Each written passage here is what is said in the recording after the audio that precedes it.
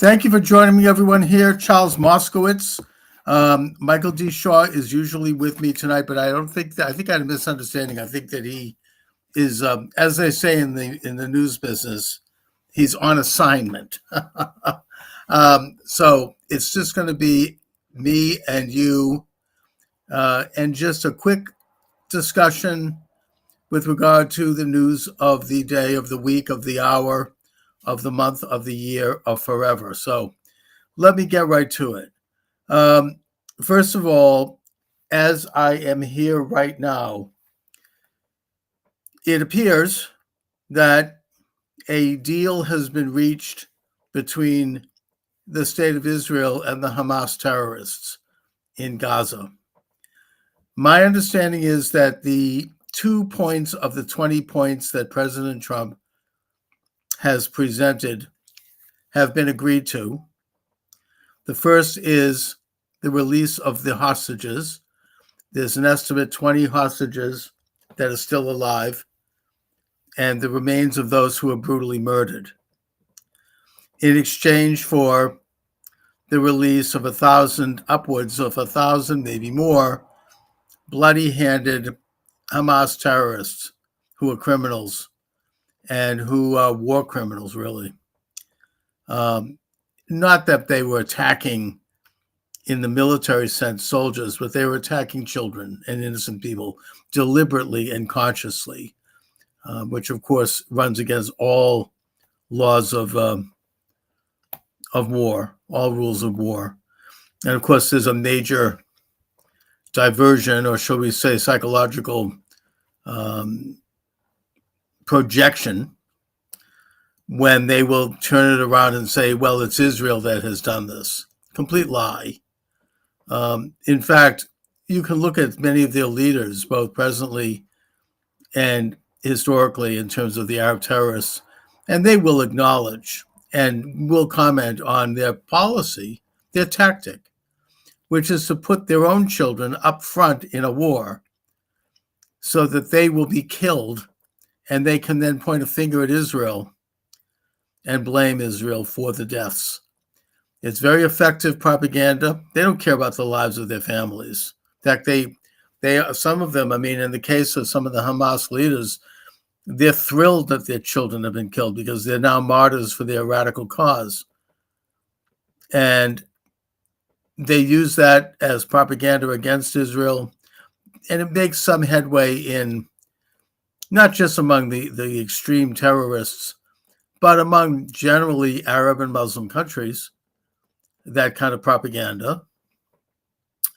And of course, it easily is embraced by the radical left internationally, and even by the establishment, which tends not so much openly to embrace their propaganda, but certainly copy it and promote it and take their word for it. And it also resonates with people of ill intent toward Israel and toward the Jewish people, many of whom are on the right, people like Dr. E. Michael Jones, for example. And it's a massive case of psychological projection. Anyway, getting back to the topic at hand, the first point in President Trump's 20-point proposal is the release of the hostages in exchange for the release of these bloody-handed terrorists. I guess that's been agreed to. I guess that's underway. We'll have to wait and see. I'll believe it when I see the Israeli hostages returned to, finally, after 2 years of unspeakable suffering, to the loving hands of their families, God willing.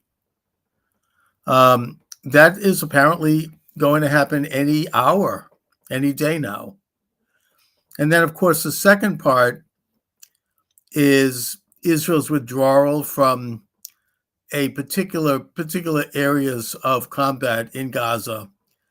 And according to the IDF website on Twitter, and that's all I have to go on, I don't have any inside information, the state of Israel is already in the process of doing that, and at the same time strengthening their military preparedness and readiness and personnel and material in Gaza, in the part of Gaza that is not part of the agreement. So they're not withdrawing in a sense of any weakness. This is very calculated.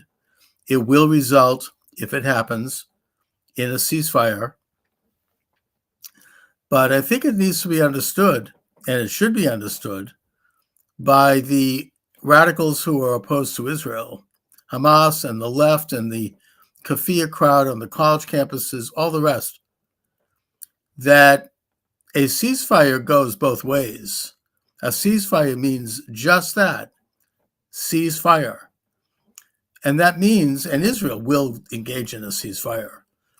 But if Hamas or anyone else from the Hamas-controlled territories in Gaza violate that ceasefire, then that's the end of the ceasefire. All bets are off. And I would think that, and certainly based on conventions of international law and custom, Israel, as a sovereign state, has a right and a moral duty to respond with any sort of provocation of that kind with full force. And they should. So just a little note of caution there for those who are screeching about ceasefires. Let's see if the other side observes it. They never have in the past, and Israel has always operated with restraint in the past. But after everything that's happened, and after the horrors of the October 7th barbaric flood into Israel and the support that got around the world and the laying of waste of land, I mean, the stories are horrendous. I don't think Israel is going to be in any mood to tolerate any violations of a ceasefire coming out of Gaza. So, plus the fact that once they have their hostages back, I mean, there's no holds barred for Israel. They can go in without any blackmail. And let me just comment briefly on the business of hostages. The idea of taking hostages goes back in the Bible. I mean, but it certainly has been embraced since the days of Muhammad by Islamic countries and Islamic movements. It is simply part of their modus operandi. They seize hostages and use them as bargaining chips. This is why Israel has had to sometimes take extreme measures to rescue hostages, including putting their own hostages at risk. I think it's called the Hannibal Directive. It's not official, but it's necessary for Israel, given what they're dealing with, because if they allow the enemy to grab people and kidnap them and take them away, and they don't respond fully and in a complete manner, then they're just going to be sitting ducks for hostage taking. It'll just become something, I mean, they'll just keep grabbing people. So any attempt at hostage taking, Israel reserves the right and the moral duty, I would argue, to respond in full force to take back the hostage, including possibly putting the lives of the hostages at risk, God forbid. And by doing so, in the broad sense, they are protecting the lives and the property of their own people. So I think it needs to be understood in that context. So anyway, getting back to the topic at hand, President Trump has announced that the first part of this deal, those first two principles, have been signed, and that within a period of time, a very short period of time, apparently, God willing, President Trump will be traveling to Egypt for a full signing of the treaty. I'm not crazy about the idea of President Trump going to Egypt, only because I think it's dangerous. I would rather see them come to him. I'm certainly not against the signing ceremony, but do it at the White House. Do it at Camp David, like Jimmy Carter did. You know, it's why go there? But either way,